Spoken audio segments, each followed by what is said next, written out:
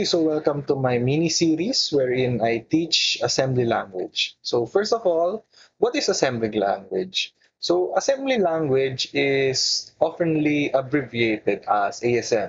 So assembly language refers to any low-level programming language wherein there is a very strong correspondence or very high correspondence between the instructions that you type with machine code.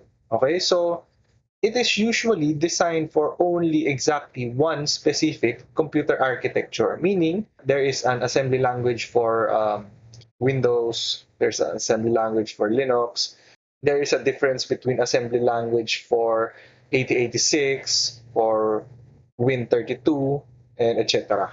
Okay?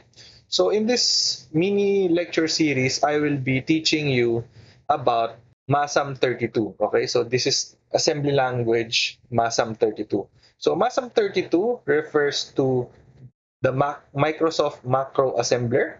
Okay, so it is an x86 assembler, which means it uses 32-bit and it uses Intel syntax for MS-DOS and Microsoft Windows. So that is my short introduction about MASM32 and assembly language. So I hope to see you again next time.